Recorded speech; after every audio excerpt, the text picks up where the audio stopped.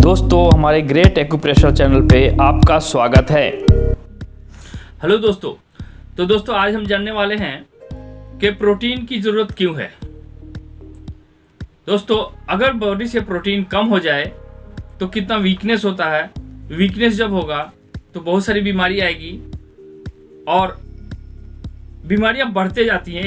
एक बीमारी आएगी तो उसके बाद फिर दूसरी बीमारी भी आती है, फिर तीसरी भी बीमारी आते जाती है, मतलब कंटिन्यू बीमारी आते जाती है।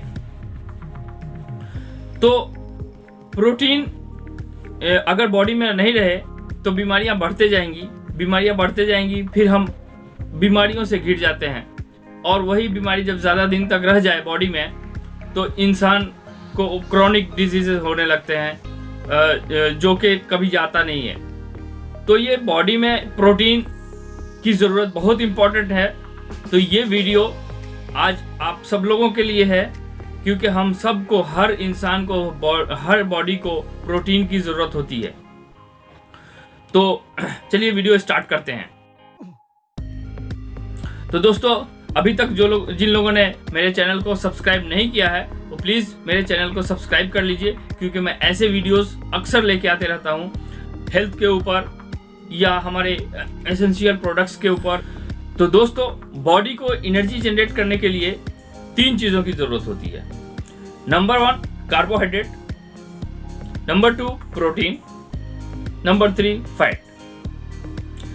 अब जानना ये ज़रूरी है कि किस अनाज में, किस खाने में कार्बोहाइड्रेट होता है और किस खाने में, किस अनाज में प्रोटीन होता है और किस खाने में, किस अनाज में फैट होता है।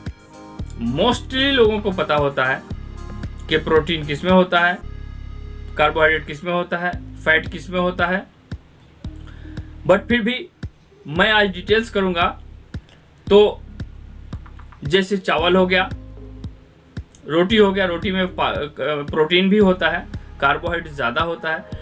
तो इतना आप जान लीजिए कि मोस्टली सस्ता सामान जितना है मार्केट में उसमें कार्बोहाइड्रेट्स ज़्यादा होते हैं। जो सामान, खाने वाला सामान थोड़ा महंगा होता है उसमें प्रोटीन होता है, प्रोटीन उसमें ज़्यादा होता है। और फैट आपको पता ही है, ऑयल हो गया, घी हो गया, वो तो महंगा ही होता है। बॉडी को जब एनर्जी जनरेट करना होता है, बॉडी को जब एनर्जी जनरेट करना होता है, एनर्जी जनरेट करने के लिए हमने जो फूड लिया है उस फूड में ढूंढता है कि पहले कार्बोहाइड्रेट को ले लेता है। आपको पता होगा कि कार्बोहाइड्रेट से रिलेटेड चीज़ अगर हमने खाया है वो 1 से 1.5 घंटे में फिनिश हो जाता है बॉडी से और हमें वापस से भूख लग जाती है। जैसे आपने चावल खाया है या पोहा खाया है, पोहा चिवड़ा को भी बोलते हैं हमारे इंडिया में बहुत सारे एरिया में,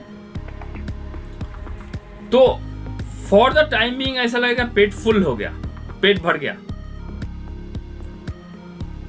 लेकिन वो 1 से 1.5 घंटे में ही आपका पेट फिर से खाली हो जाता है। 1 से 1.5 घंटे में वो हजम हो जाता है, इसलिए पेट जो है फिर से खाली मालूम पड़ने लगता है।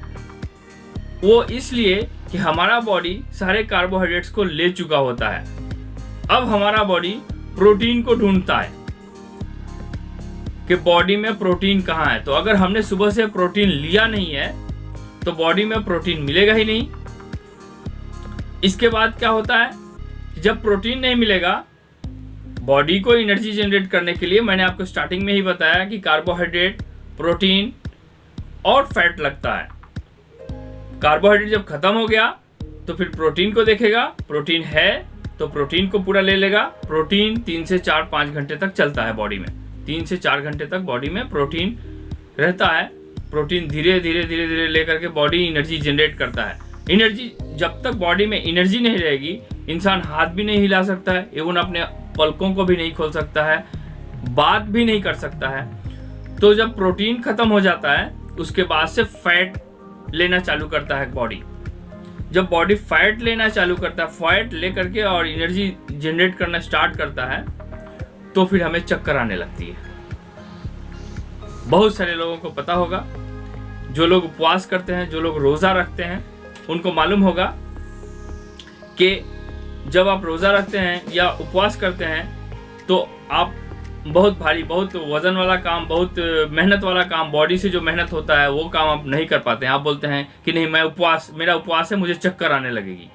या ऐसे भी दोपहर के बाद 3-4 बजे तक जाते जाते लोगों को चक्कर आना स्टार्ट हो जाता है। क्यों?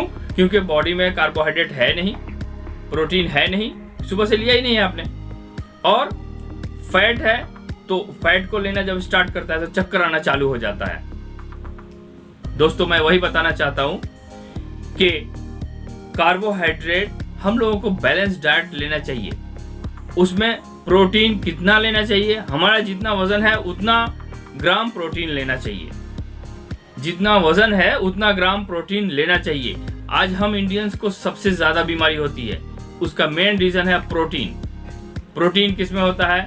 तो दाल में प्रोटीन होता है, चिकन मटन में प्रोटीन होता है, ड्राई फ्रूट्स में प्रोटीन होता है।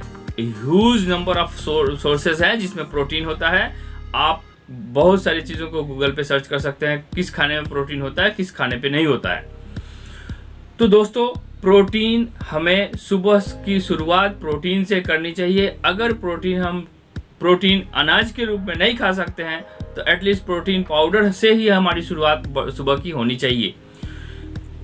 और जितना आपका बॉडी वेट है उतना आपका प्रोटीन होना चाहिए। ठीक है? तो ये पूरे दिन में हम लोगों को बैलेंस डाइट में प्रोटीन का सेवन करना चाहिए। प्रोटीन हम खाएंगे, वीकनेस नहीं होगा तो हमारे अंदर कोई बीमारी नहीं आएगी। हमारे अंदर जब बीमारी ही नहीं आएगी, हम हेल्दी रहेंगे तो हम बहुत ही एनर्जेटिक रहेंगे और हम दूसरे लोगों को भी हेल्दी रख सकते हैं। इस टिप्स को शेयर करके, इस टिप्स को फॉरवर्ड करके, अपने दोस्तों को बता करके। और मैं बोलता हूं कि आपको इससे रिलेटेड कोई भी कमेंट्स हो, उस कमेंट्स को आप कीजिए। मैं 100% आपके कमेंट का रिप्लाई करूंगा। आई होप कि ये वीडियो आपको बहुत पसंद आया हो तो प्लीज़ एक लाइक भी ज़रूर कर दीजिए। Thank you so much.